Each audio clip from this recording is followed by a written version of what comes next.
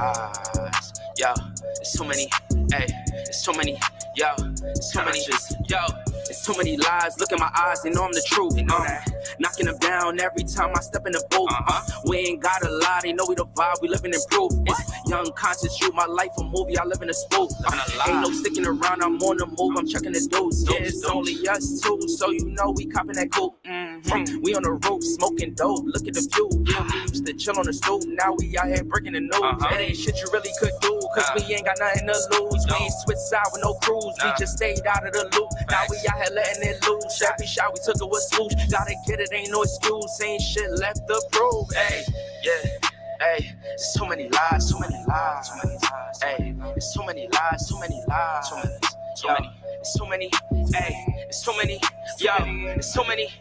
Yeah, ask them a real question, yeah, I bet it's all lies. Hey, they won't cross that line for a fact that's offsides. Hey, too much penalties when they run this back, yeah, it's fines. Hey, could have been here with us, but we do not feel no vibes. Hey, she gon' try to whip and let me park it in the driveway. They just want the praise like they Yahweh. Getting so much bread, yeah, the ride way. We done already won, yeah, that's worth the ride way.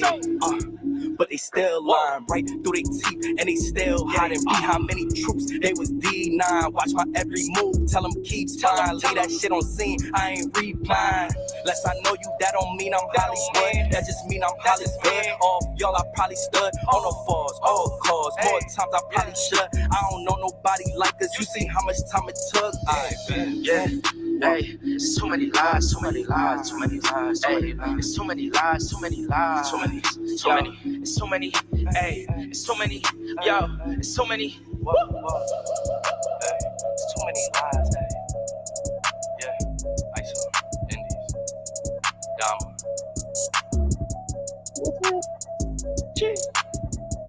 Hello, everybody. How are you doing? It's been so long since I've seen you. Thank y'all for being here, as always. I had this scheduled for 2 nights in a row.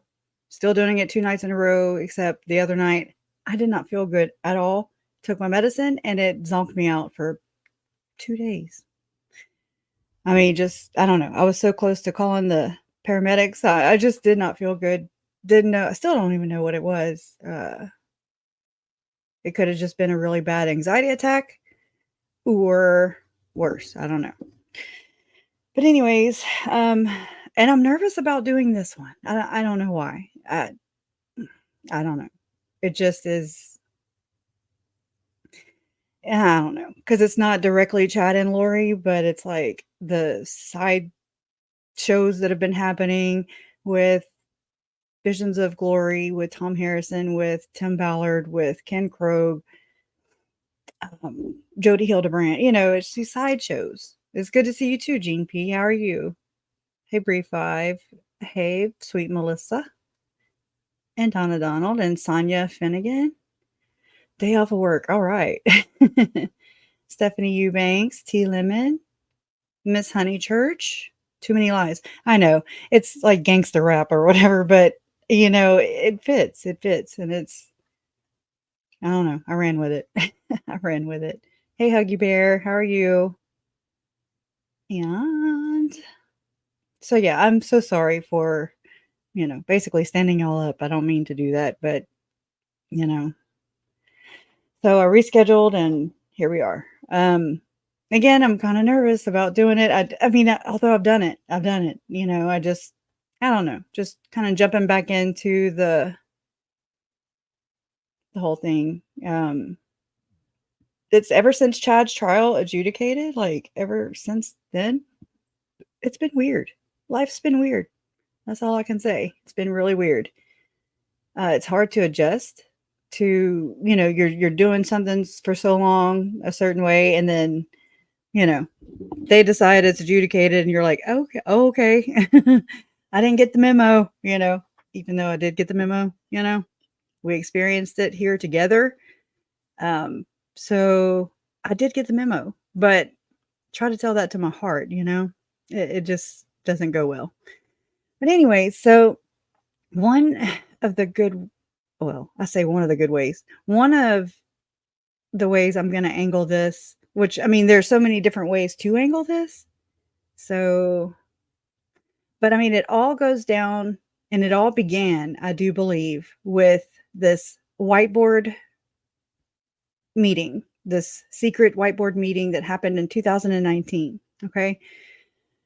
Okay. And it has to do with Tim Ballard and his whole forming of his organization, Operation Underground Railroad. Okay. So with that, I had done like a little, I guess, a reading from American Crime Journal, which is Lynn Packer. Okay. And Lynn Packer's been on this since day one. I've learned a lot of things through Lynn Packer. And so what I did was I read one of his articles and I threw it into, I'm looking for it, into, what is it? Okay, there it is. This video. So I'm just going to show the video and it kind of gives you the rundown of what went into this whiteboard.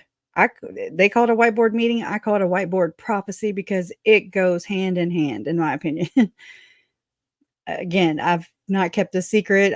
If there was a cult leader of this group of individuals, LDS / I think Mormon Stories podcast, John DeLynn calls them neo-fundamentalists. Not really sure what that is, but I guess you could say it's these people. But it all started with this whiteboard meeting, I do believe. And Chad and Lori were just kind of a sideshow off of that, basically. Kind of got out of hand. But let me play this real quick, and then it's about 7.5 minutes, so buckle up. You ready? Let's go. The whiteboard meeting. In August of 2019, Tim Ballard summoned 10 or so of his most trusted Operation Underground Railroad associates to a clandestine meeting at home of OUR rainmaker Paul Hutchinson, portrayed by Eduardo Verestigue in Sound of Freedom. Hutchinson was imperative to OUR's early success. Hutchinson was a multimillionaire and one of Tim Ballard's most loyal lieutenants. As we reflect back OUR's formative years with Ballard, Hutchinson speaks of Tim Ballard with glowing adoration. It's almost as if Ballard was more than a man in Hutchinson's eyes. It would be this meeting that Ballard became another man entirely to many of those in attendance. Also present was OUR's operations team leader Dave Lopez. Like Hutchinson, Lopez admired Tim Ballard, though a bit more grounded in reality. That would erode before their very eyes this August night. The meeting was so secret that each individual was required to sign a non-disclosure agreement before anything would be discussed or questions answered. It was at this very meeting that Ballard laid out a secret plan to both monetize and proselytize his child sex slave rescue nonprofit, Operation Underground Railroad. On the surface, the plan was to help grow the Church of Jesus Christ of Latter-day Saints, better known as the LDS Church or the Mormon Church, financially and in membership. Underneath, Ballard's goal was not only to make himself millions of dollars, but to raise his profile and popularity among the Mormon elite. Not only would Ballard and his team be funneling donor money into his for-profit ventures, but to the LDS Church, they would also start converting employees, volunteers, and vulnerable children that Operation Underground Railroad is supposed to aid and rescue into the Mormon Church. Ballard believed that he would quickly gain the favor of church leadership and the Mormon elite, eventually securing a coveted lifetime appointment on the LDS Church's highest governing body, the Quorum of the 12 Apostles. So what is the whiteboard meeting? After each individual signed Ballard's non-disclosure agreements, they assembled in the meeting room in Paul Hutchinson's luxurious home. On a whiteboard, also known as a dry erase board, Tim Ballard presented the overall strategy of what he called his, quote, master plan, unquote. Each member's role and how each of their respective organizations would funnel donor money into his for-profit business, Slave Stealers, LLC. Tim Ballard believed that he could funnel and launder donor money through his nonprofits into his for-profit businesses, which he called, quote, sizzle, unquote. But the non-profits and for-profits would then pay substantial tithes to the LDS Church, despite the fact that money from those funds had already been diverted to church coffers. Lynn Packer reconstructed the diagram that Ballard drew. Let's take a look at it. As you can see here, the whiteboard shows us that there were multiple Ballard-controlled for-profit and non-profit entities. There were also several paths for donor money to flow directly from Tim Ballard's non-profit entities into his main for-profit company, Slave Stealers, LLC. How OUR would bring more converts into the Mormon faith, deep involvement by acting president of the LDS Church, M. Russell Ballard. No relation, of course. Operation Underground Railroad's takeover of orphanage in Haiti, Foyer de Sion, in an apparent attempt to monetize adoptions. I didn't stutter. Monetizing adoptions.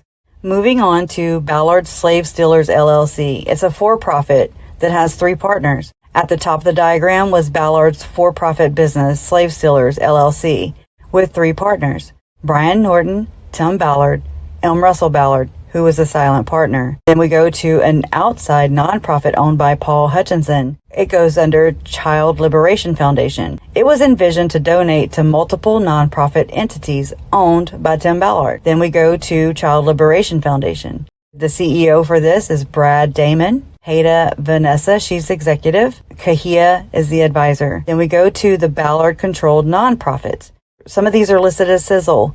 We have Operation Underground Railroad. It's a Sizzle. The Nazarene Fund, Sizzle. Children Need Families, owned by Tim's blushing bride, Catherine Ballard. It's also labeled as a Sizzle. Liberty and Light Equity Trust. Then we go to Mercury One, which is owned by Glenn Beck. Then we move down to Orphanage in Haiti. So it appears that Ballard's use of the word sizzle was taken to mean that the nonprofits would attract donors by way of dynamic humanitarian missions, such as rescuing child sex slaves. The money would then funnel into Ballard's own company, http://www.timothyballard.com. It would make more money with Ballard's media engagements, starting with The Sound of Freedom, speaking fees, and upcoming books.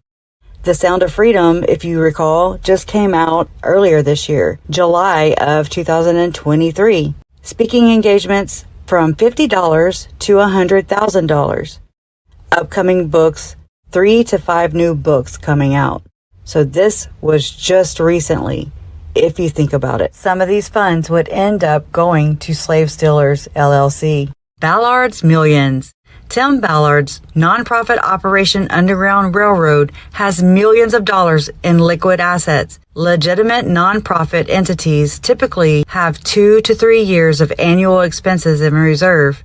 OUR, on average, had 10 to 20 years of operating expenses in reserve. It's just one of the many reasons why Charity Watch downgraded their rating to a question mark and issued multiple cautions about the nonprofit. In reality, Ballard could not simply write checks to himself without risking his tax-exempt status. And, according to OUR's Form 990 in 2018, Ballard's salary at OUR was over $300,000. In 2021, it was over $500,000. What was Ballard's solution? According to 2 OUR executives that were in attendance, it was to surround Operation Underground Railroad with other nonprofits and for-profits, creating a complex labyrinth of entities where the money would eventually flow into his personal bank account. Ta-da! So Ballard pointed out an added bonus. He told those that were in attendance at the clandestine that the, quote, same sizzle, excitement, and publicity that generates profits could bring masses of people into the Mormon church, unquote. It was his, quote, capitalism begets church converts, unquote, plan. Can you believe that? Actually, that's just a rhetorical question. Ballard was perpetuating that this was some divine plan, as if God wanted millions of dollars of donor money to flow through a labyrinth of entities and directly into Ballard's pockets. Okie doke. Sorry, that sounded so bad. Yeah, I had used an app to condense the file, to make it not so huge, and it made it sound like that. So, anyways, but you got the gist of it, that to me is the whiteboard prophecy, and that comes off the tails of White Horse prophecy, this thing that doesn't exist in the church, yet it did, yet it doesn't. Has to do with Mitt Romney. It's all kinds of political crap that I am not into, but I am into the associations and stuff. So, anyways, and then I don't even know how to say what Huggy Bear wrote. I don't know how to say the person's name. Hada. I don't even know. Was an adult film actress and was promoted by Israeli talent group. So thank you for sharing that. You know, it's okay. You're here now, Trace. Anyways, y'all, I picked the hottest part of the damn day. Yeah, I had to go cut the air conditioner on and off. Anyways, so it all comes down to like this whiteboard meeting. Okay, it's secret. Everybody had to sign non-disclosure agreements. Why? If it's so good and it's perpetuating all this goodness and noble cause and everything, then why the non-disclosure agreement? Yeah, anyways. So I think the NDA is one of the ways that they, as a tactic or whatever, that they use to intimidate people into silence. Like you signed this agreement, you promised not to say nothing, but that's before anything even took place in this meeting. Like how do you know what you're signing how do you know what you're even doing? All the people that signed it, like if this meeting hadn't even gone down yet, how do you know you want to be quiet or not? You know what I'm saying? Anyways, it's hot here. It's hot. It's been hot. Oh man, I hope y'all are staying hydrated and all that good jazz. So, um, okay, let me go here again. I don't really know how to approach it, so I just kind of jump in. That's what I do. This was This is Thom Harrison, part 1, response to controversy. This is from a website that John Pontius, okay? In this book, Visions of Glory, it was ghostwritten by a guy named John Pontius. And John Pontius died in 2012, which was the same year that the book was published. So, soon he didn't really get to, I guess, see all the, I'll say the damage that it's done. I'll say damage because I feel like the book has done damage, does damage. It still continues to do damage and perpetuate these ideas. But, people are like, well, a book can't make you murder anyone. I understand that. However, it's in the very center of all this rot, all this child uh, ABUSE, all of this controversy, all these murders. And to me, it's not just the book, it's the book and its visionary, who the book was based off of Thom Harrison's alleged near-death experiences. And from what we've kind of learned just by watching Julie Rowe's interview, the one from 2020 that East Idaho News just released not too long ago. When Nate Eaton asked Julie, like what her near-death experiences were, and it didn't entail like flatlining or having to be brought back to life. No, they are defining, in my opinion, at least Julie and Chad are defining near-death experiences as a traumatic experience, okay? And I do think they do correlate. I do. Only because of my own experience just in finding out that my Uncle Charles was murdered. That, I mean, it shook me. It shook me so hard that, I mean, I can't even describe it. It shook me so hard to my soul, to my core. In my own, I guess you could say, I'm not saying I had a near-death experience. I'm just saying I had a very traumatic experience that kind of opened me up, or I don't even know. But they really do bastardize a lot of things. So we know that. But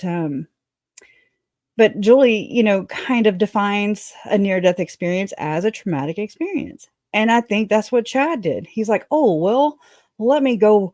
Oh, yeah, there's that time I jumped off of whatever gorge. I don't know, whatever the hell, cliff diving, and experience those so-called near-death experience. Okay, he's calling, they're going under the guise of, this is a near-death experience, and it's not at all. It's not at all. But did you die? But did you die? Anyways, that's just me. But there's just let me get over to that.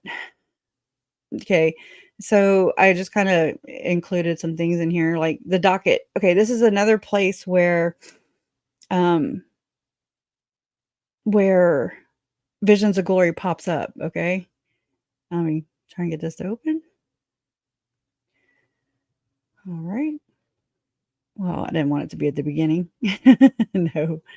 All right, let me go over here because I already have it screen recorded. But check this out. This is the Docket YouTube channel. This is a book delivery confirmation, things that went to Lori when she was transferred over to Estrella prison there in Arizona. So this is what she ordered. One of the books that she brought with her is called The Lion and a Lamb. Okay. So I Googled that, and that's a book about Jesus. I hope this is it.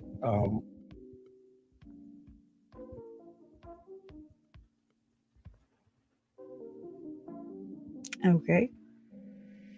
There it is. Now, Nope, Discovery that's not of Witches is the next book that I Googled. And I recommend you Googling that and check out the Wikipedia. I think was it this one or the other one, Matt? Okay, Momo, you're fine. You're fine. Shadow of Night.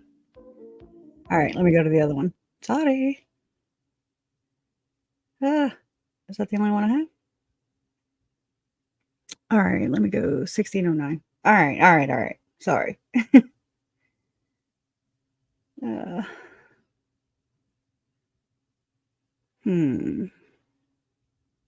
me go here.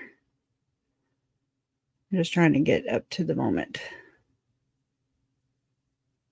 I mean, this book haunts every aspect Prison here. guard, another prison guard. So one of the books that she brought with her is called The Lion and a Lamb. I just put the link in the chat. What? So I Googled that, and that's a book about Jesus.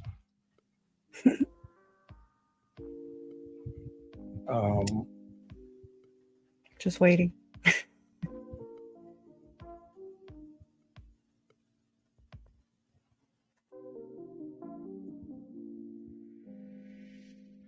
Now, A Discovery of Witches is the next book that I Googled.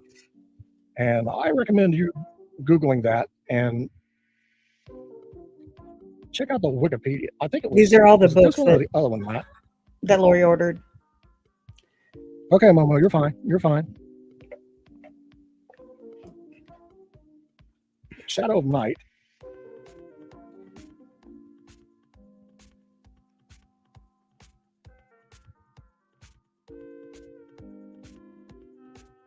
Should be one more. Where'd it go? There's 1, 2. Oh my gosh.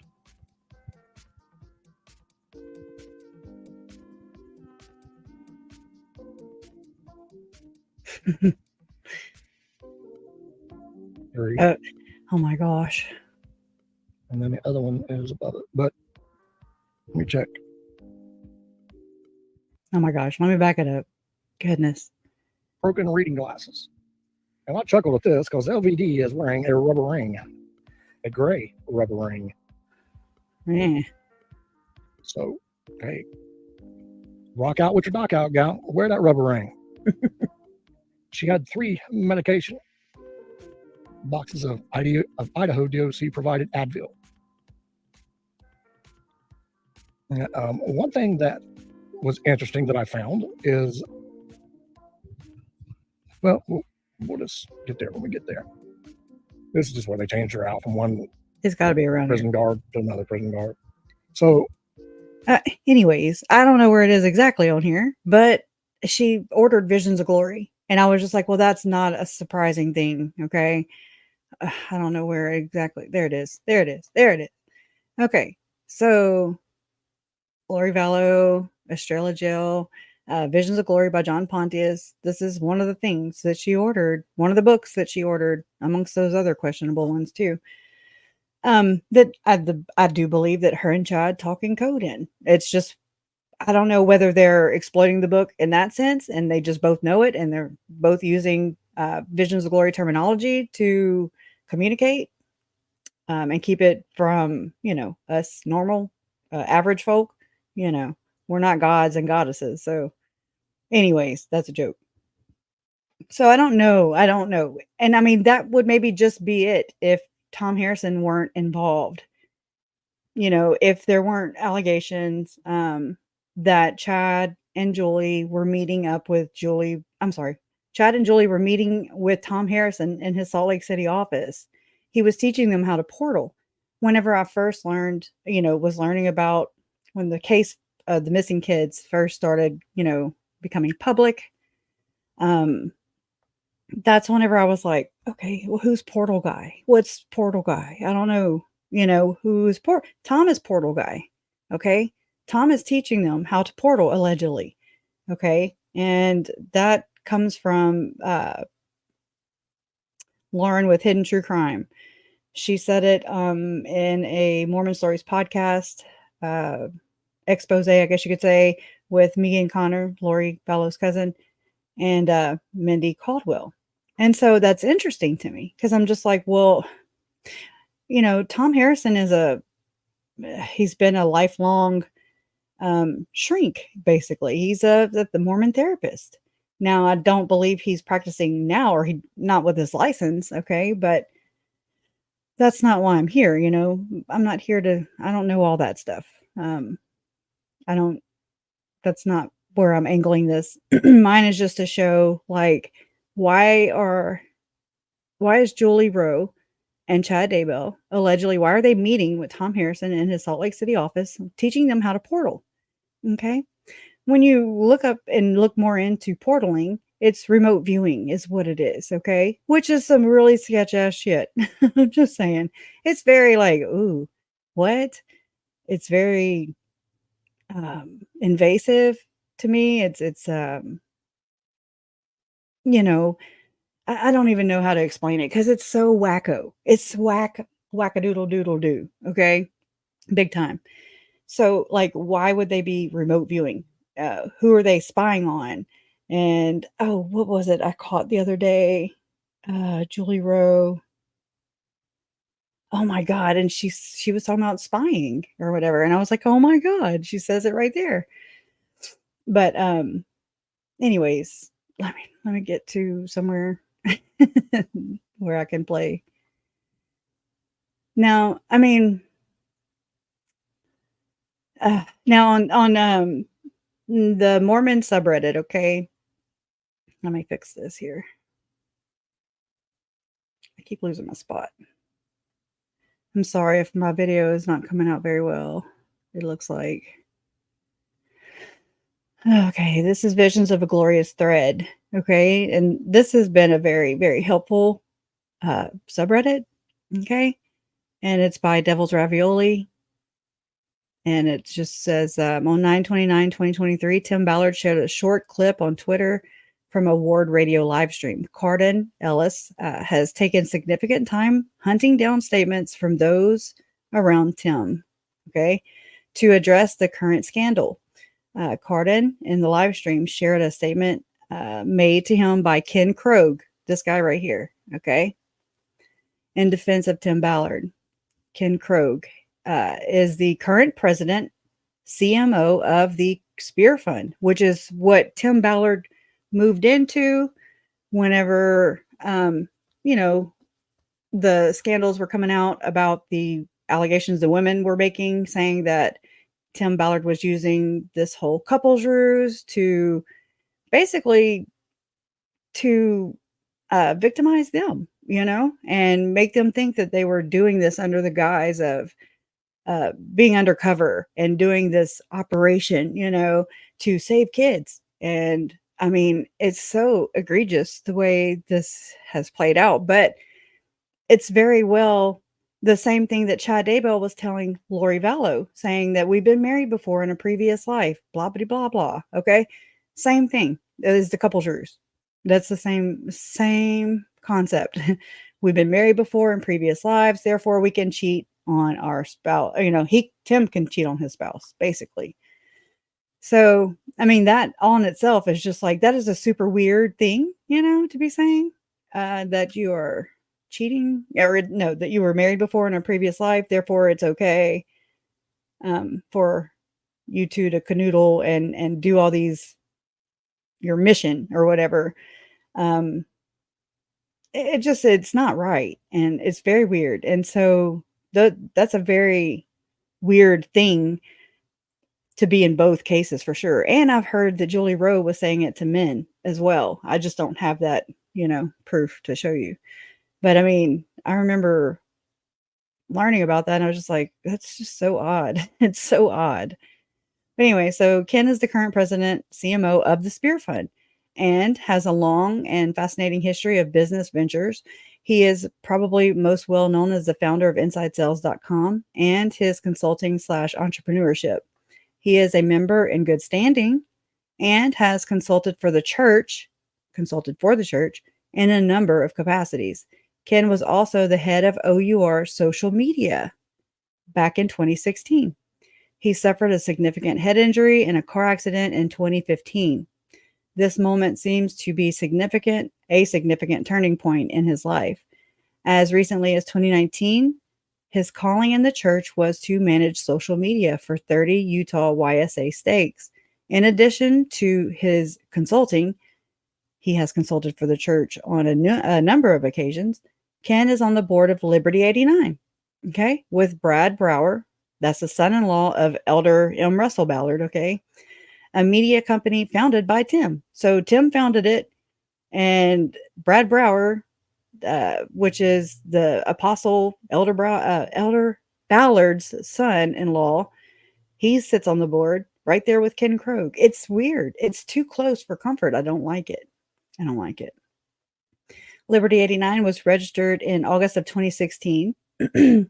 From the recent publishing of the 75 pages of investigative documents on OUR, we learn of a meeting held at Thanksgiving Point between Sherston Stockwell, she's an OUR employee, okay, Tim Ballard of OUR, Ken Krogue, Thom Harrison, and Hugh Vell of Liberty 89, okay, as described by Sherston. So this is what Sherston said. This is from Fox 13 investigation documents. It says, Sherston said that Tim took her to a meeting in her official OUR work capacity, meaning she didn't go there just off the clock. Okay, to meet with people at Thanksgiving Point. The people at the meeting included Thom Harrison, okay, Ken Krogue, okay, Hugh Vell, okay, and Tim Ballard. It's cringe. Sherston said they, meaning Ken, Tim, Hugh, and Thom, they claimed to have visions and special intelligence of the second coming. Okay. And then it says Sherston said that because she had shared some spiritual things and Tim found out about it, he, meaning Tim, could share with her the more, quote, secret things that Tim, oh my God, the way it's written is horrible. It's hard. Okay. Blah, blah, blah. Tim could share with her the more, quote, secret things that I'm involved in, meaning Tim, unquote. Sherston said during this meeting, they spoke about Liberty 89, America being a fallen nation, and how it was Tim's, quote, calling, unquote, to do these things with OUR and restoring America to the covenant. Okay. Tim Ballard wrote a book called The Covenant. I dare. I don't want to buy it. I just know it's caca, basically. Harrison said restoring America to the covenant was, quote, a big mission of Tim's. And he was, quote, called of God to do this. Harrison said Tim was very verbal about Elder Russell Ballard's involvement and behind it. So saying that M. Russell Ballard was behind this whole thing, okay? But Harrison said she didn't know if she believed that. I'm saying I believe it. I believe that he was, okay? I really do believe that M. Russell Ballard was behind this. Now, granted, he passed away November 12th of 2023. And it was a horrible day because I was like, not because I'm going to miss him or anything. There's a big piece of the puzzle that just died, and it's just like crap. So, Harrison said, Tim would say that M. Russell Ballard is a part of Liberty 89. He's also a part of Slave Stealers. So Tim would tell us that, but Hugh was there and Hugh was an employee. So it would be more employees than just me. Again, it's just some weird stuff that it seems like they're like, oh, okay, well, we'll just do it under the guise of all this stuff. And it's so broad. And it's so, first off, you're thinking like, how can a man of God, right? An apostle in the Church of Jesus Christ of Latter-day Saints, how can they be, you're not thinking that they're doing anything nefarious or whatever. But I really am beyond that. I'm past that. Because, and I mean, it took me a little bit to realize that, an apostle in the Church of Jesus Christ of Latter-day Saints and higher in the hierarchy is about the equivalent of a Catholic, how a Catholic sees the Pope. Okay. So, I mean, it's huge. These guys, they are taught, it's taught to their members that, they have this mediumship or whatever with God. They're talking for God when they speak out to the congregation of the church. That's big business, that's very, very, I don't know. I don't like it. But anyway, so let me see if I have any questions. I'm not doing this very well. I'm just not. Hey, Janelle. Hey, Natalie. How's it going? I'm having withdrawals too, Fancy Nancy. How you been? I've been thinking, I'm like, oh my God, I need to mention her name. Just to see how you're doing. Yeah. All right. That's interesting. They don't even get in-person visits in Maricopa County, so there's no advantage to her being close to the people that I can think of. Interesting. Yeah, I've definitely missed y'all. Hello, Laura. How are you? Anyways, I know. This crap is so hard to talk about, but it needs to be talked about, Okay, it says apparently Elder Ballard was well aware of Liberty 89 and its mission to publish what appears to be American-centric nationalistic propaganda infused with Christianity. This was all to fulfill the, quote, American covenant, okay? And I do believe, let's see, let me go to this. Let me see. Let's go here. The American Covenant, okay? This is Tim Ballard's book. This is the LDS version of the very popular book. See, there was an LDS version, and then M. Russell Ballard helped Tim to take all the Mormon stuff out of it. So it could, kind of like what Chad did with Suzanne. I can't think of her last name. There was a author that Chad Daybell published for, Suzanne, whatever her last name is, where he took out a lot of the Mormon, I guess, stuff to that way they could target, a bigger Christian audience, so to speak. Okay. So it says, which was featured on Glenn Beck's show and which shot to #1 on Amazon. This version of the text includes Mr. Ballard's personal Christian testimony of how the covenant, and y'all, to me, from all the stuff that I've read, from my understanding, I believe the covenant is this whole new world order that they're dubbing as being the second coming of Christ. So when you put those two ideas, not my ideas, these are just theirs, or my understanding of theirs, what they're doing is they're trying to target, and I mean, this really goes to the big church as well. Like not just M. Russell Ballard, not just Tim Ballard. To me, it's very covert type stuff, where the church all of a sudden stops using Moroni in Google Maps and started putting crosses, and they're very against using a cross. Okay. And to me, it's to appeal to a larger Christian, I guess, audience, Okay. And so it says, if you prefer a more non-denominational view of the same research, we refer you to his best-selling book, The Covenant. So there's the American Covenant, which is the LDS version. Okay. And then there's the Covenant, which is to appeal more to a Christian audience. Okay. One Nation Under God. The text is part 1 of a 2-part series called the American Covenant series, volumes 1 and 2. Volumes 1 cover this land's sacred history, beginning with the discovery of the New World Order. Okay. And then takes the reader from there through the Revolutionary War period.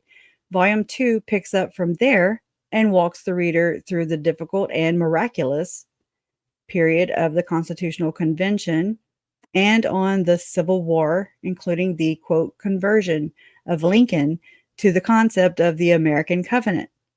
Anyways, the author then takes the reader up to our current time where Ballard asserts what he believes we as citizens of this blessed land must do in order to preserve those covenant blessings today. It just is crap. Ballard's 10 years of research on this masterpiece will forever change the way you view this nation's history. Yeah, because it's not right. It's not correct. Okay. But imagine how many people have been duped into Tim's ideas, and why? Because M. Russell Ballard is backing it. Basically, he's all up in there, Oh, I'm dying. It's hot. It says description. Have you ever wondered why your heart is so touched when you hear the playing of our national anthem? Or when you read the inspiring words of our founding fathers? Are those feelings not remarkably similar to the feelings you have when singing a sacred hymn or hearing a profound sermon? Are we just overly sentimental and emotional creatures? Yeah. Or is there something more going on? I think that they're preying on the fact that we are emotional beings, I mean, look at the whole anti-sex trafficking thing. That preys on a lot of our emotions, who is for children being trafficked, nobody, unless you're the traffickers, that's big business to them. But I don't know what what I have seen it as more, okay, is that Tim Ballard alleges to be saving children from child trafficking. But I think that this goes into the whole projection thing, and that Tim and friends are actually trafficking the children. Okay. So I don't know. I don't have any proof of that. I know that there's not really any proof of him saving anybody. The only thing that light just went out. The only thing is, it seems that Tim and friends are doing it all under the guise of such a noble cause, and they're actually doing it themselves. I don't know. It's weird, and I know it's bad. Oh, it's pretty loud though. I feel like it will be. It is hot. I can't think. Oh, wow. I'm old. I remember Apostle Mark E. Peterson hawking these ideas back in the 70s. And is it me, or do they seem to be like literally handing the torch over to the younger generation? Whomever is going to target and bring in, I mean, that was M. Russell Ballard's whole thing. That's his whole thing, he's deceased now, was to get new converts to the church. That's the sizzle, right? Oh man. I think for Tim, it was one big party and his freaking bank account. I mean, oh my God, y'all have been digging into the 990s and stuff, where they report these, their taxes and stuff, because I'm looking for whenever Joseph Murray, Joseph Murray, Emma Murray's freaking husband, and he testified to the fact that they were preparing for an upcoming event. Okay. That's why Emma Daybell Googled South Southwest wind allegedly. I think she's lying. But I mean, and she would have had to have Googled that the day after the damn event. So to me, that dog don't hunt. So I'm trying to find where, if I can find, I don't know. I'm not very skilled at this. I'm just digging, basically. Like I was looking at the 2019 OUR 990, and it said, I mean, I haven't been able to find where, what's the name of Chad's book company? Oh my God. Spring Creek Book Company. I'm trying to see if I can find out where they raised money September 7th, 2019, the same weekend that Tylee was murdered. Okay. And then, I'm trying to see where Spring Creek Book Company donated such money to OUR. I don't know if they even tell you that, but I mean, I did find something on there and it was rather funny. Let me go turn on my air. It's hot. It is hot. I figured it would be a better time of the day, but I was wrong. I was wrong. It's pretty loud. It's only quiet till you have to clean out the first filter. And then it's like, meh. Anyways. So, I don't know, that's pretty loud. You can't hear it? Well, that's amazing. Oh, wow. Yeah, no, I know. And I haven't been able to keep up with all that stuff. I'm still backtracking over here.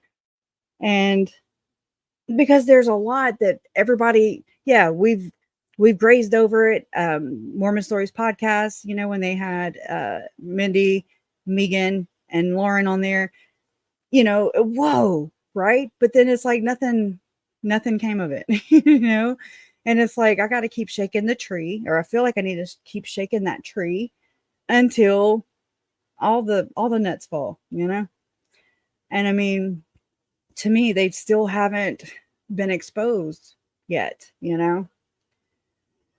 Okay, let's see here. Thank y'all for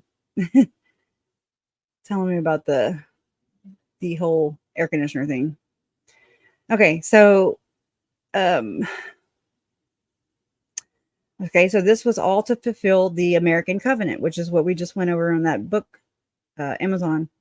A religious theme presented extensively throughout Ballard's books. It is very important to note that Sherston said that the participants, quote, claim to have special vision and special intelligence of the second coming, unquote.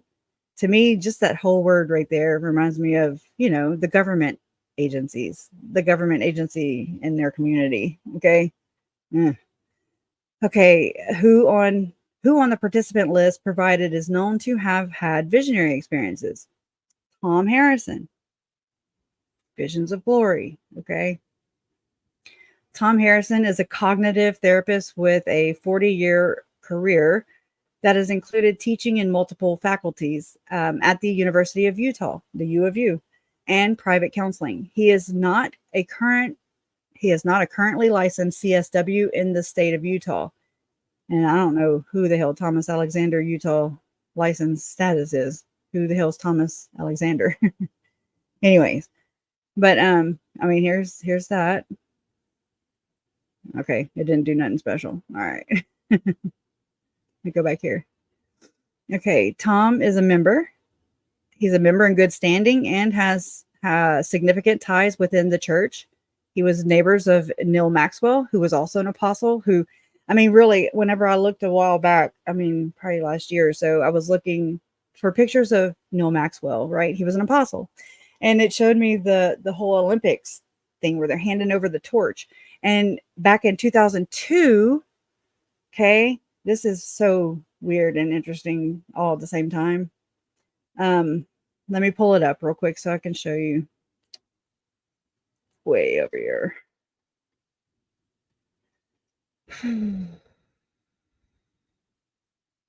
I'm actually going to give y'all homework today if y'all want it. And so this whole thing right here, which I mean, I'm bringing this up because Gordon Bowen is actually who worked with Mitt Romney with the whole Olympics in 2002 when it was hosted by Salt Lake City. And there it's going to be Salt Lake City again, you know. But anyway, so FYI, Gordon Bowen, who has been accused by the Hamblin daughters in the Hamblin case, right, to be the punisher in the LDS Church of Satan and one of their longtime abuser, designed this very logo right here and was paid an alleged $20 million for doing so. I mean, I just find that disturbing. This guy who's being accused of these heinous, again, if anybody wants to ever look at those documents, I have to turn this off. It's too loud. It's too loud for me. But I do feel better. Okay. So, I mean, yeah, I have those documents if anybody ever wants to take a look-see at them. Okay. Because they are pretty nasty. Pretty nasty. I mean, we're talking cannibalism. We're talking the same kind of stuff that Ruby and Jody were doing. Okay. That kind of T-word to children. I mean, duct taping. I mean, this is all the same group, in my opinion. I think that I think that if there was an infiltration of the church, then these are the infiltrators. If I had to, you know. Okay, I'm sorry, I'm going back to where I was. In here, allegedly. I think I went too far. Yeah. Way too far. What the hell? Okay. Come on. Oh, another thing too. And I mean, I don't know if it just didn't catch my eye, back then. But this whole, oh crap. American Covenant is another nonprofit organization of Glenn Beck's. So I was like, oh my God, how did I miss that? Like it just, whoop. So I got to look more into this American Covenant nonprofit organization. And these are just from, oh my God, I'm so rusty. I'm just like, blah, blah. So sorry about that. But this was a post from Chino Blanco right there in that subreddit, Mormon subreddit. And it says, they wrote, Lori Vallow believes she was a translated being. I wonder where she got that idea. And then, it opens up to, well, I don't have it there. A lecture by Avraham Gileadi. Okay. Another one of these perps, in my opinion. Okay. I don't know about all that, but yeah, I remember reading these a long time ago for Avraham. And here's Avraham Gileadi's. Avraham Gileadi has been causing trouble for a very, very long time. Early November 1992 or earlier, 3 separate lists began to circulate in the Utah South region, which is where this thing culminates, okay?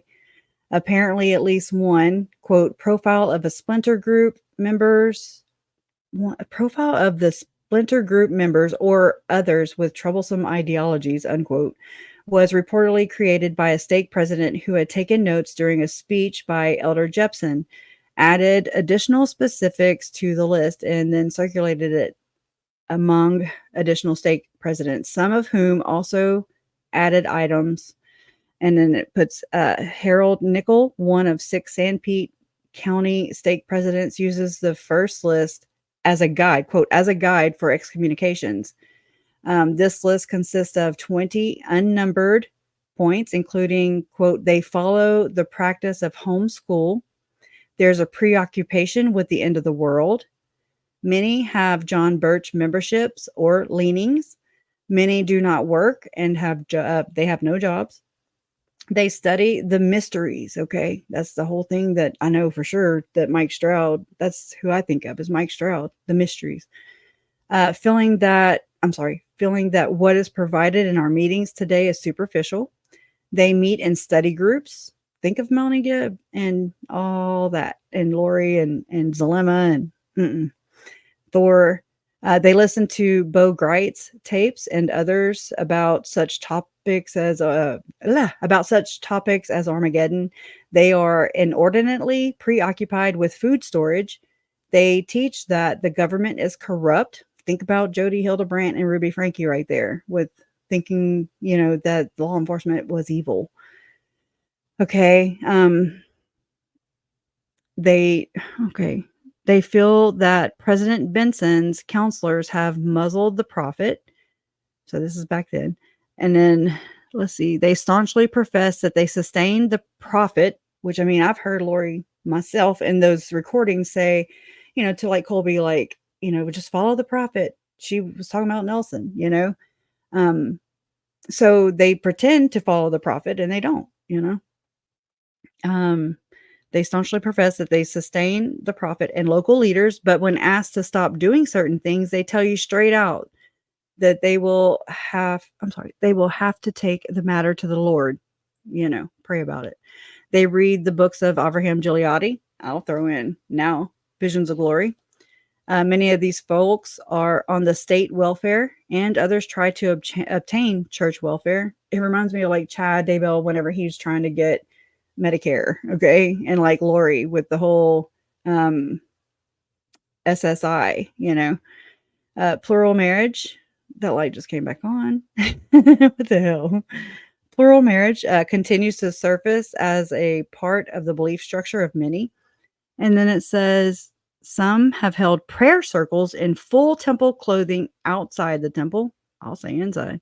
Some of these folks would linger in the celestial room of the Manti temple for hours to teach one another. That's, that ain't right. You know what I mean? That's not right. It's not right. Nothing about it is. All right. I'm looking.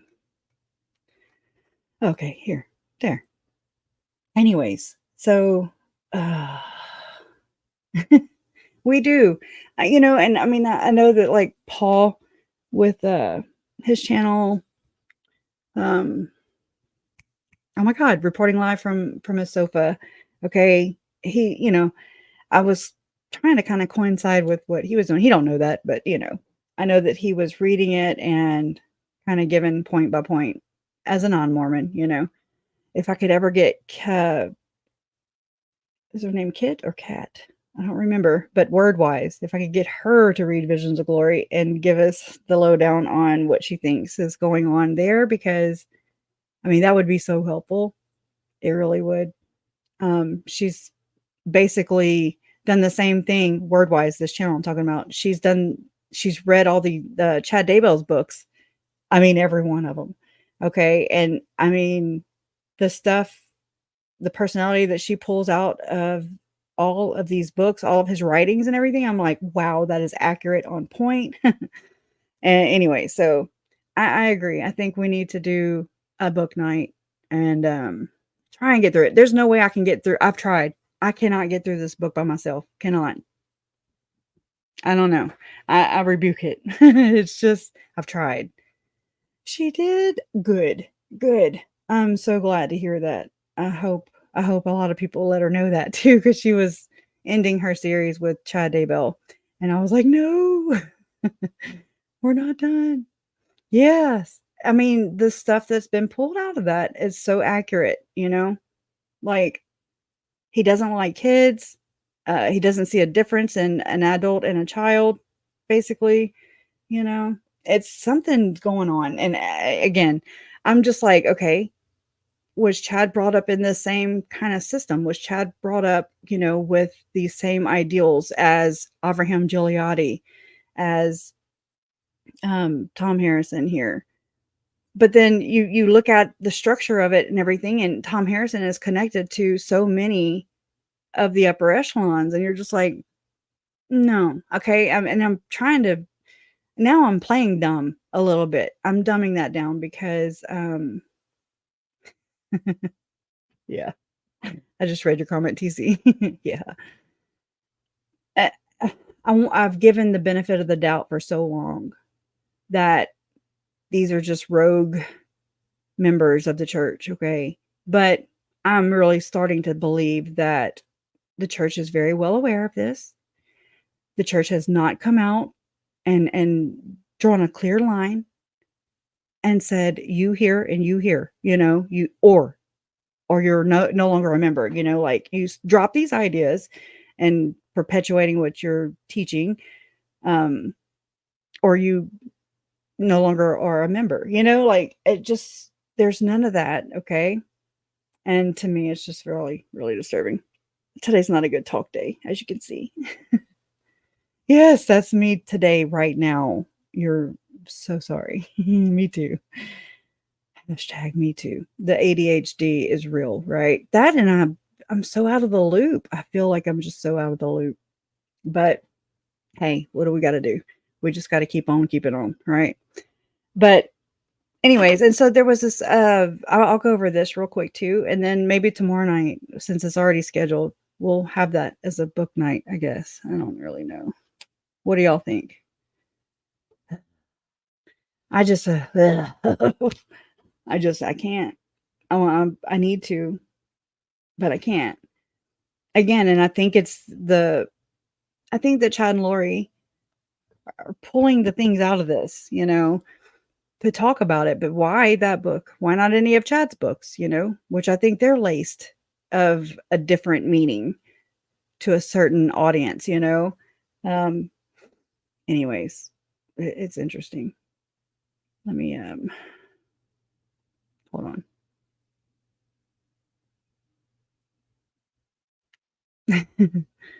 Hold on. Okay. And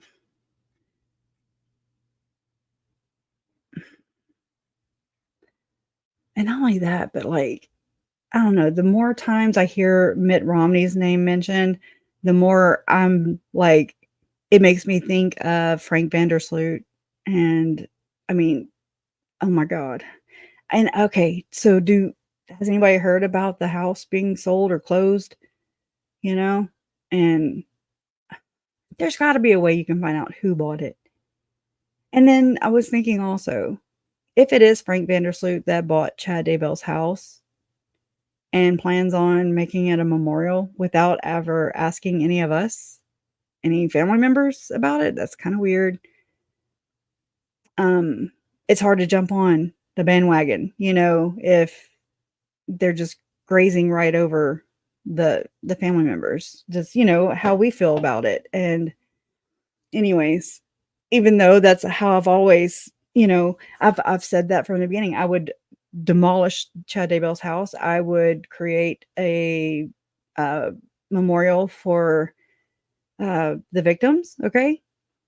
And have two lights shining up to the heavens, one purple and one blue. And I don't know if it's okay within the city ordinance. I don't know. I'm just saying that's something I've always said. And so, I mean, the person plans on doing that. Whomever bought Chad Daybell's house, they plan on doing that. I mean, thank you. But it's like, I'm like, what's behind the curtain? Like, what's going on over there? And why? Why are you doing this? Are you doing this? I mean, I don't know. Is is the buyer of the property maybe afraid that somebody will luminol the whole thing? Oh my god, it's nuts. Mm, I don't know what to do. Let's see. Yeah, no, that's true. That's true. That is true. To me, it's like if it is Frank, then why is he doing it to cover it up? You know, I think it's a fair question. Just saying. I've been digging more and more, and I probably am really, I probably really don't need to be digging into Frank Vandersloot, but I can't help it. I can't. I can't believe I didn't do it sooner or more, because the more and more I uncover, I'm just like, oh god, it's like you don't want to see it. It's just way too much.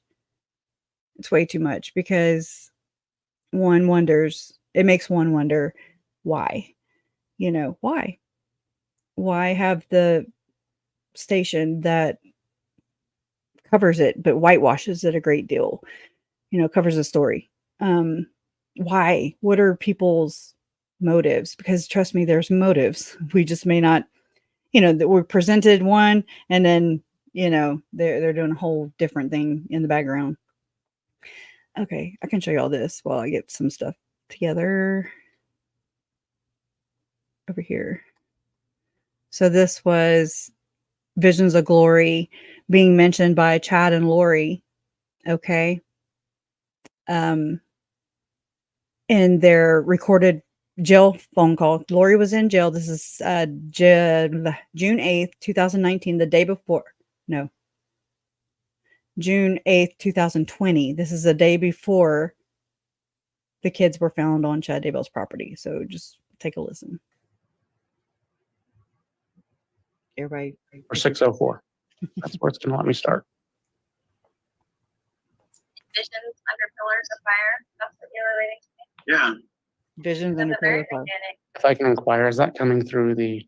No, it's not. Yeah, they fix it so we can hear it better here. Yeah. So Pillars of Fire is a chapter. And so they're talking about the book in this phone call, basically, right? Mm-hmm. See, I didn't realize that until just now. I didn't till Lauren brought it up. I was like, what? Mhm. My head spin, it makes my head spin. And this was all still before the second coming. The Lord had ordained for us to begin the millennial day within Zion and her cities, while war and chaos reigned everywhere else. So it was already like the millennium. They were already living millennial way. It's like a pocket. Yeah. The whole time. Well, that's kind of how I've seen it. As begins with a family, and then a neighborhood, then a town, then a city. And New Jerusalem is kind of the best example of that. Right. So, Yeah, I mean, for starts. what it's worth, I don't know how far y'all want to go with that, but for what it's worth, and I'll grab this link too. It's weird. Okay. So not It's only really does weird. she have it on her person, but she has it and she's reciting it with Chad on the day before the kids are found. While she's in jail, people. While she's in jail. While she's in jail. And they're talking in this. And okay, so anybody who has followed Ruby Frankie and Jody Hildebrandt, that whole horrible situation case of child abuse, just horrible torturous child abuse. And that's what this is. That's what's going on here. I do believe it's all connected. And it's this book and Thom Harrison that connect it all. Now, Do you want what to they're play a little? doing. Yeah. I'm sorry. I said play a little bit more, and then we can kind of pull it all together, if that's okay. Gotcha. It's like I bore people, though. No, you don't. Small, but grows exponentially. That's nasty. It's little, and they're doing all they can to destroy one of the key families, but they're not going to. I mean, there's so much that I know. I was sitting here thinking about that. I know too much. Yes. I can't deny it. I know it's just a matter of time. I just don't know what that timing is.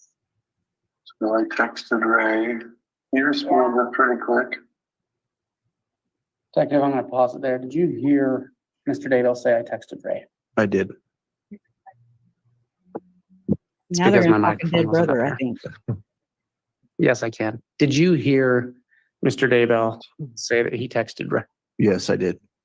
Through your investigation, did you become aware of any individual that had a nickname or alias of Ray?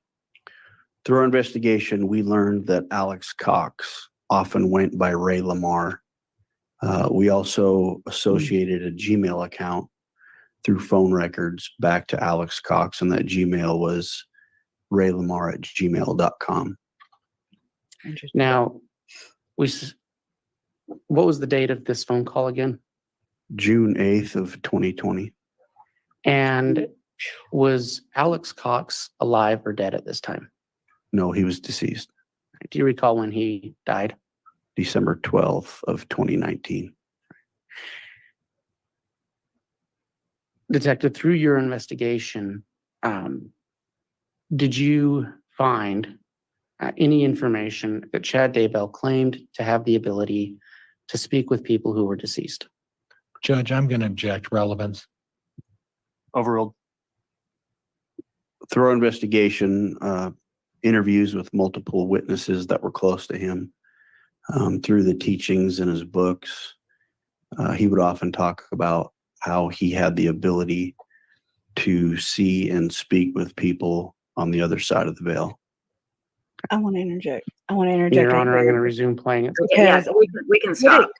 what it's kind of okay. What is appearing to me, I mean, again, this changes, it's fluent, okay, because Right. this is all weird and new, and I'm just like, what's going on? We all are. And it appears that just like it's a trend, they exploit everything. They hide behind Jesus, they hide behind anti-sex trafficking causes, noble causes, okay? They hide behind all these wonderful things that you and I and Insightful One, we all hold dearly, you know, and we're just like, oh, it's good and everything's good and all the good in the world. And so they exploit this. They exploit it to the nth degree.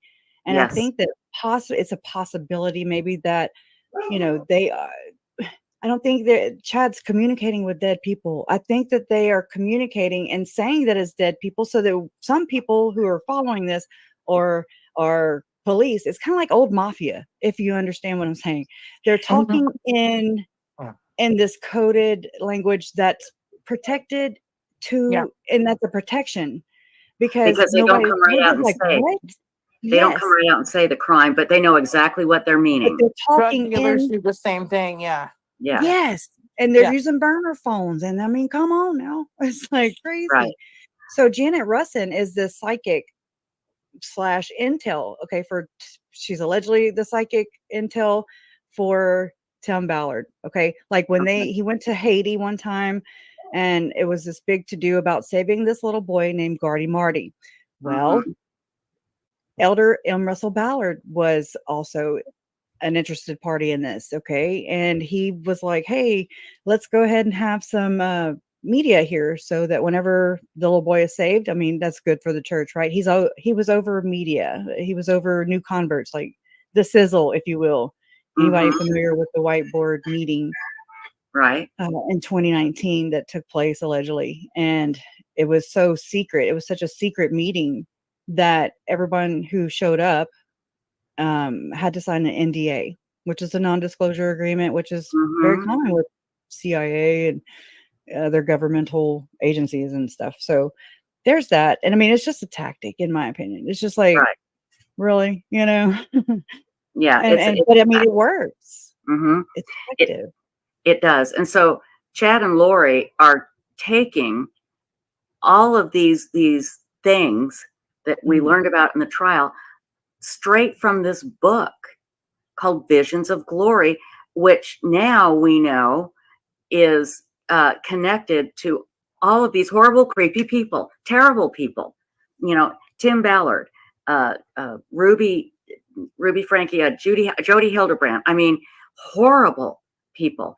And this book it's like you have the book here, and then you have all these arrows with all these different people pointing right at the book, and they're drawing all their evilness from this book.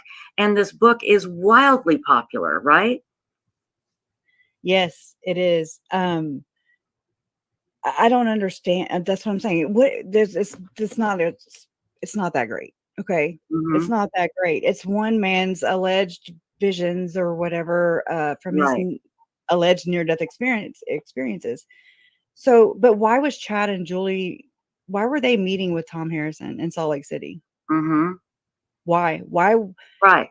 What is portaling? And why was Thom Harrison allegedly teaching this to Chad and Julie? And why are there wakes and wakes of victims victims in all their wakes? Jody You're right. Hildebrand, Tim Yeah. Ballard, and Chad and Lori. That's Why great. There you are go. there? Why is this not bigger? And I mean, again, I'm partly at fault because it's so hard to freaking explain. It's so hard to, and I'm sizing it up at the same time. And I share this, I share Krisha, my difficult research. Yeah. what you just said Mm-hmm. says it beautifully. Yeah. All of these people Mhm. talking about portaling, teaching portaling, they leave all these victims in their wake. Mhm. Why was he teaching portaling? Why were Julie Rowe and Chad and Lori, all of these people that follow this book Mhm. leave all these victims in their wake? That is the perfect way to describe it. It's Simple true. and true. Exactly. That's the connection there. Mhm. It is. Yeah. It is. You And I got it. mean, it is the murder book, in my opinion. In my reality, this is the damn murder book. It's like, oh, okay, what are we gonna do today? And they're like, okay, well, I mean, whatever it is. I mean, if again, I can't just say it's Chad and Lori because this goes Mhm. beyond Chad and Lori. I mean, there's the whole portal guy who is Thom Harrison. Thom Harrison is portal guy. Thom Harrison's also Spencer from this book. These are his dreams, his visions. Who's also in Eternal Core with Jody Hildebrand and Tim Ballard speaking, and on the same platform. So is Mike Tomlin of the Pittsburgh Steelers. Yeah, my worldview is smashed every day. Yeah. I'm just like, oh, okay. Yeah. I mean, Tim Ballard serves on the Afghanistan World Foundation, World Foundation Mhm. organization, and with Henry Kissinger, and I'm like, what? Oh my I mean, God. he's dead now, but Oh my I'm just, gosh. what the hell? And he's wow. got ties to Ukraine. So does Mhm. David Levitt, who's in this Hamblin case over here. But all these people are canoodling and Mhm. working their little puppet strings. If there ever was a cult leader, y'all, and I'm being dead, I love to pin everything I can on Chad if he actually earned it and deserves it. You know what I'm Mhm. saying? Yeah. It does me no good. It does the victims no justice for me to say, hey, it's such and such, and it not be that, because that's not giving truth to the Mhm. matter. Exactly. Who are you going to, you said you're going to pin something on somebody. What were you Tim going to? Ballard is Yeah. the prophet. I mean, he was taking ketamine treatments, allegedly by Thom Harrison. Okay, and Tim Ballard was like being told by these priesthood blessings. Okay, priesthood flipping blessings. I'm just like, I cringe because I'm like, what is really going on here? And Mhm. why are they telling Tim that, he's in these blessings, that he's going to be the prophet of the Mormon church in the future? Now he's excommunicated, I understand. Watch out, Catholics. He's heading that way. Mountain Mom, Anyway. hold on one sec. Grizz, we're not talking about the normal, I don't want to use the word Yeah, we normal. do need to be accurate. Yeah, I agree. And it But does we're not not- agree with polling. But why? It's Thom Harrison, though. So Right. why? And I just want to know more. Okay. And You know what asking it's questions is okay. Yeah. Go ahead. Sorry.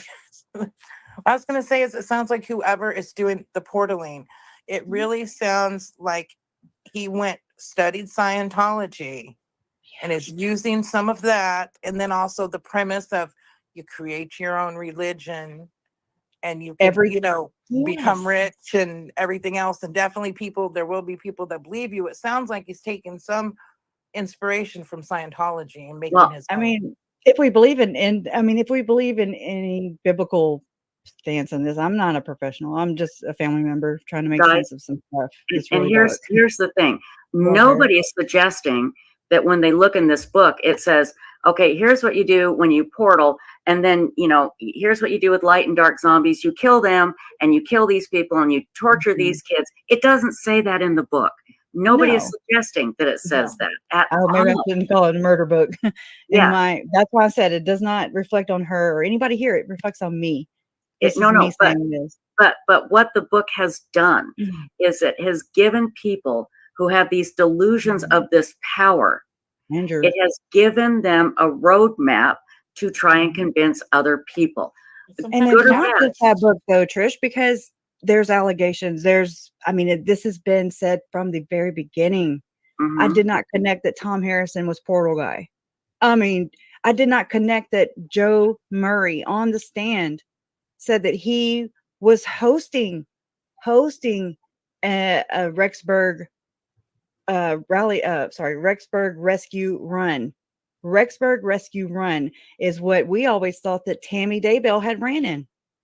September 7th, 2019, the weekend that Tylee was murdered. Okay, this is huge. This is Operation Underground Railroad. That's Tim Ballard's organization that Joe Murray is sponsoring in Rexburg. Spring Creek the book, weekend that Tylee was actually. murdered. It gives credence. It gives me the damn willies because I'm like, okay, so that's a reason. If they're holding, y'all want to hear that interview of Joe Murray? Sure, if you got it, sure. I do. Actually, I have shared it here plenty of times, right? As soon as I heard that, I was like, oh my God, this is the Rexburg Rescue Run. This is whenever Tylee was murdered. This is whenever Emma said that she Googled Southwest wind for this event that she was, preparing for. That when you go back and you listen to Joe Murray testifying to this in Chad's trial, you hear him say that Spring Creek Book Company put it on. So that's where I've been looking in the 990s, the tax papers, from Operation Underground Railroad to try and find the money trail. Okay. That's what I'm trying to find. Follow the money, right? That tends to get people's attention, not just the coincidental oddities,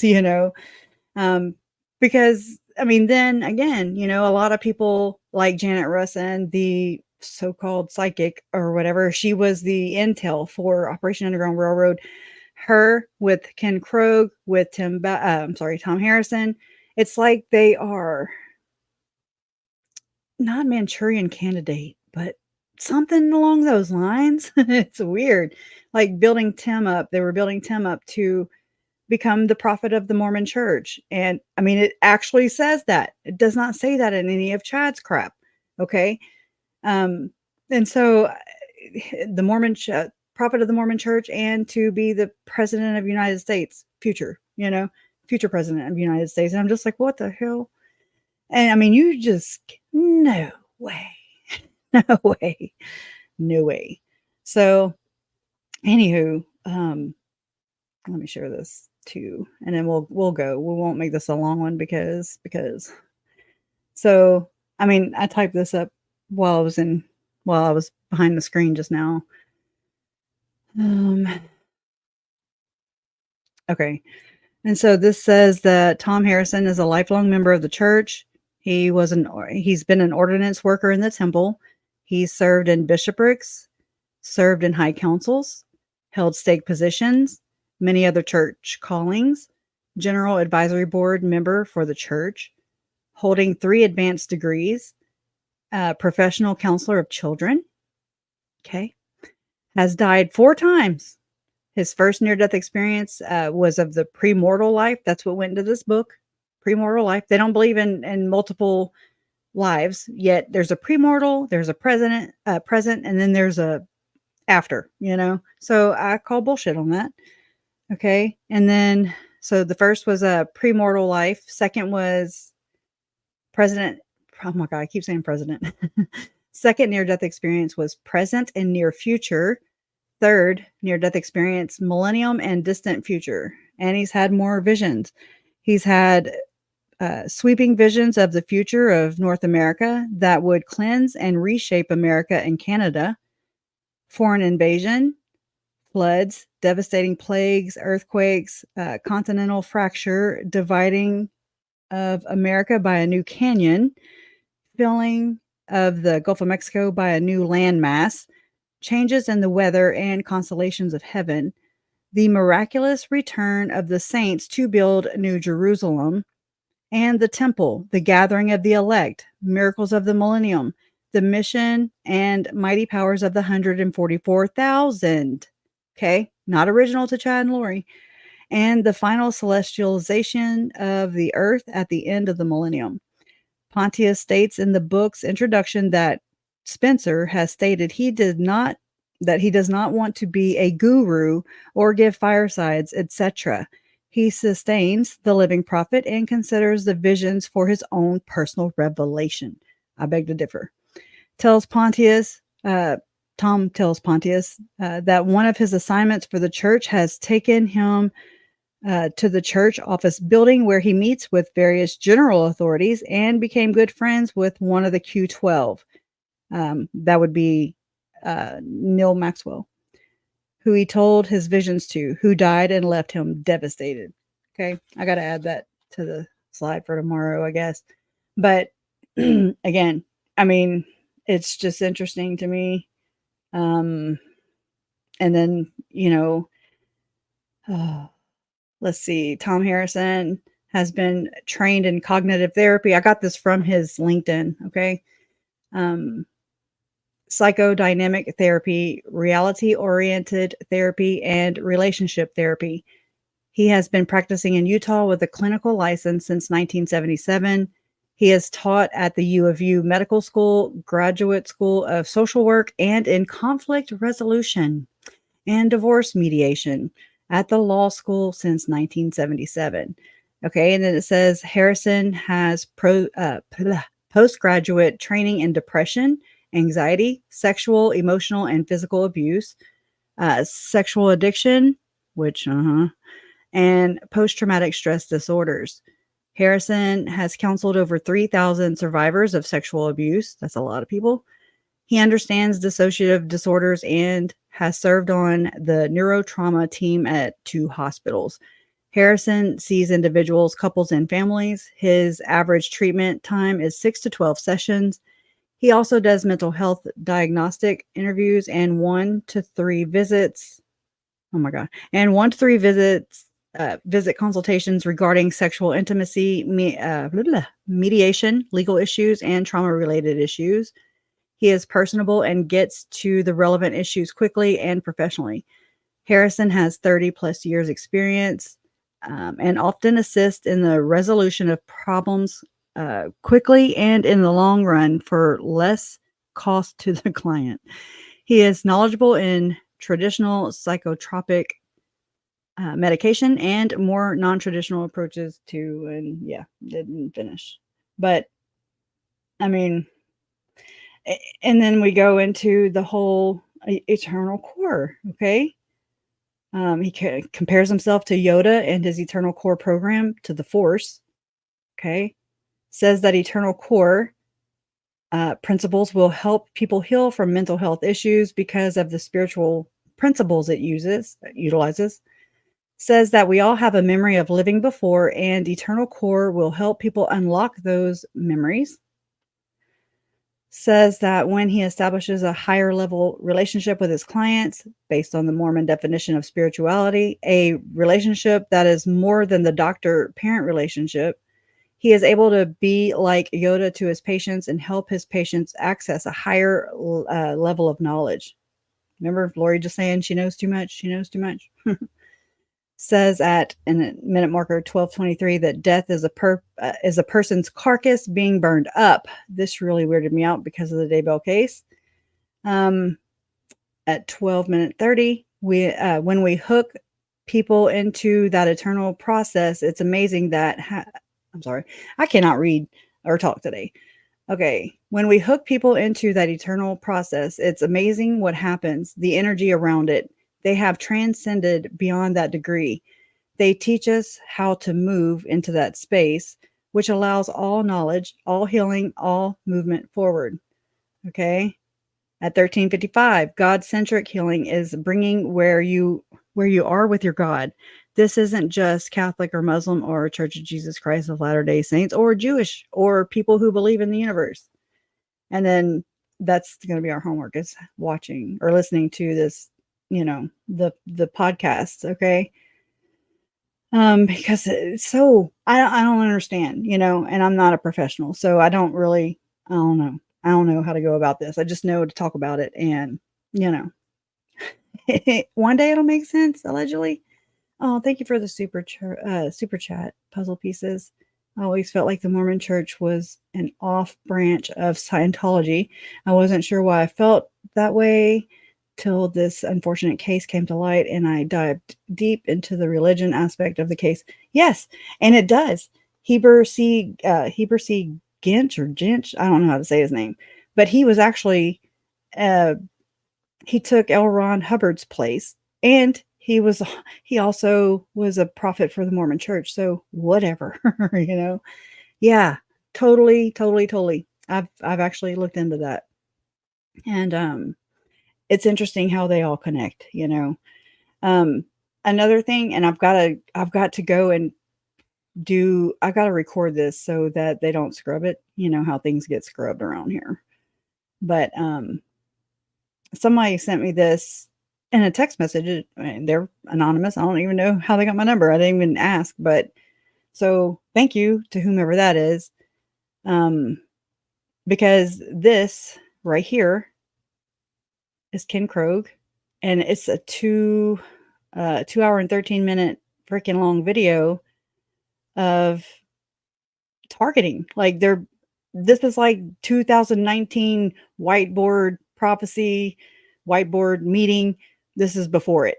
Okay. And they're talking about who's all, anyways, it's interesting. And so I gotta record that before. I shouldn't even showed it here, but yeah, so I want to screen record that so that if and when it gets wiped, I'll have a backup. So anyways, tomorrow, there's another thing too, y'all. This little stack of papers right here, and it's from Sandra Tanner's site, that I printed off a long time ago, and it's interesting parallels between ritual murder in the church, like with the Glenn Pace memo of satanic ritual abuse. Oh my God, they've politicized it and weaponized it basically, so that any kind of extreme child abuse or abuse of the like, anytime it's mentioned, people just automatically just say, oh, that's conspiracy theory. Okay. And it works, which is interesting. But this gives like a whole history of like John D. Lee,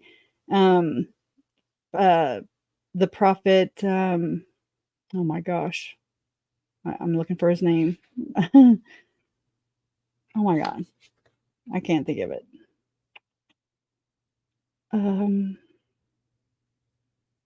It's so hard to read too. Oh my God, what's the other prophet? The second one. Brigham Young. There.